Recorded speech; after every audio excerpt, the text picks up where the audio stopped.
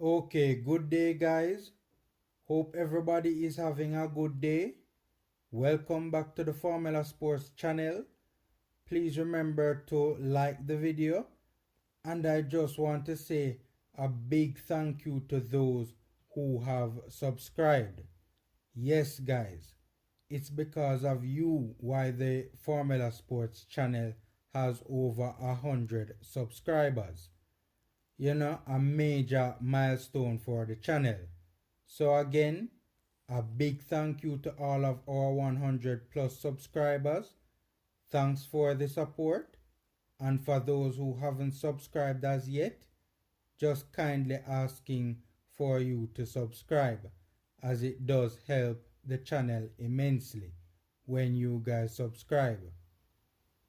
So guys, with formalities out the way, I just wanted to talk a little bit about some reporting that has been done by Reggae Boyz Authority Simon Preston. And we have to big up Simon on the work that he has been doing. One, with Reggae Boyz Commentry, and two, with the almost liaison role he has taken up on himself to act as a go-between and to connect the JFF with overseas born players. Now, with that being said, Simon reported a while back that one Isaac Hayden, right? English Premier League and Newcastle player Isaac Hayden is very interested in representing the Reggae Boyz, right? As a matter of fact, if memory serves me right, Simon actually said the player wants to play for Jamaica. And Simon even went a step further by reporting that Isaac gave him his particulars to pass on to the JFF with a message asking the JFF to contact him so that they can speak. And of course, we all know Simon is a very credible source, and when he speaks, you know that is so it go, right? Now here's the problem, guys. Here's my problem. The problem is Simon reported this weeks ago, right? Weeks ago. And by all intents and purposes, the JFF has not yet contacted Hayden. Certainly not up to last week Thursday, when Simon was doing his usual Thursday night lives, and the question of what is happening with Hayden was put to him, right? Simon's response basically indicated that there has been no update as to the situation involving Hayden. Now guys, if this is so, given the information that is out in the public, then this would be a damn disgrace, right? How can you have a player that is starting for an English Premier League team, a very prestigious one at that, in Newcastle United, indicating to the JFF that he is interested and asking the JFF to contact him, and the JFF is dragging its foot to contact the baller? People, it's been weeks now, probably even months, and even if the JFF since the last update on Thursday has finally contacted this player, the mere fact that it has taken the JFF this long is an utter disgrace in my opinion. What makes it worse is that the holding midfield position is one that we need reinforcements or some shoring up. And Hayden is playing at such a high level. He is a starter for a club which is playing in the best league in the world.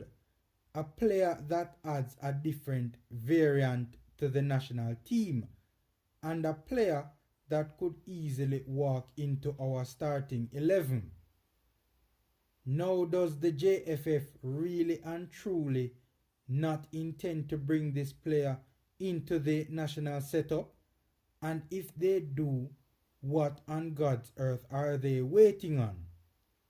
Is it a case that the JFF does not want to look desperate, and this might well be a tactic on their part to give the impression to Hayden later on when they approach the player that we want but don't need you, to give the impression that they have leverage in the negotiations? Now, if this were so, and I'm not saying it is, I'm only speculating here, guys, but if this is so, then in my humble opinion, this would be a foolish tactic. Because the fact is, everybody and their mother knows that Hayden will be a big addition to our team and would easily walk into the starting lineup, much less the squad. And I'm sure Hayden himself knows that he would be a massive addition to our squad. So if this is so, I don't understand how the JFF would think that they have this kind of leverage. It might also be the case that the JFF is trying to give Hayden the impression that the national team is so good that he is a luxury asset and not a need, which will make the program look more attractive to the player. But if this is actually the case, my message to the JFF would be that they need to be very, very careful that this tactic does not backfire, because again, everybody and their mother knows that we need Hayden, and with him in the squad, our chances of qualifying for Qatar would drastically improve. And of course, you guys know that we are talking about the JFF here as well. So the fact of the matter is, we plain and simply cannot rule out typical JFF incompetence being the reason that they haven't contacted Hayden as yet. And if they plain and simply have not contacted the player as yet because of this typical JFF incompetence, or they just haven't gotten around to doing it, then this would be a real shame, right? A real shame. If this is actually the case, and again, I'm just assuming here, guys, but if this is actually the case, what are they going to tell Hayden when he asks, why are you just contacting me after all this time has passed since I asked you to call me? And how will the player feel about this? Will it come across to the player as incompetence and patty shop business? Or even worse, will he be offended or even hurt by this show of lack of interest in his talents? But with all of this being said, whatever is going on here, all I want to tell the JFF is, don't mess this up, right? Don't mess this up, because it is very important that we cap this player.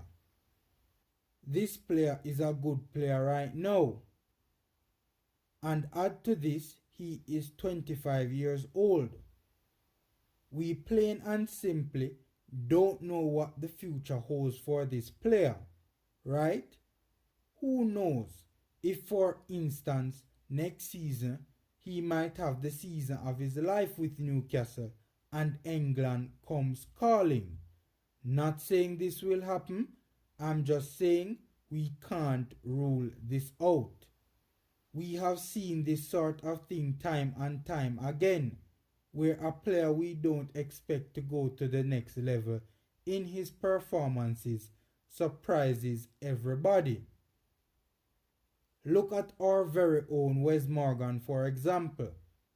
If Jamaica didn't cap Wes Morgan when we did, that season when Morgan was one of the best centre-backs in England and went on to captain Leicester to the Premier League title, if he wasn't a Jamaica international at that point, he would most certainly have been on the plane to the Euros with England that year, and we would have missed out on having his services for the couple of years that we did.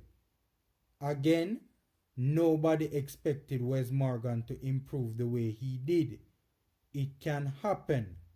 All I'm saying is you can never be too sure. So JFF, please don't drag your feet on this one and mess this thing up like you guys mess up almost everything else. Please ensure that this player is in our squad for the upcoming World Cup qualifiers, because Tapa is going to need all the help he can get. Don't prove Leon Bailey's now infamous statements to be true. Alright guys, that's my 2 cents. Enjoy the rest of your day. Remember to please like and subscribe. And until next time.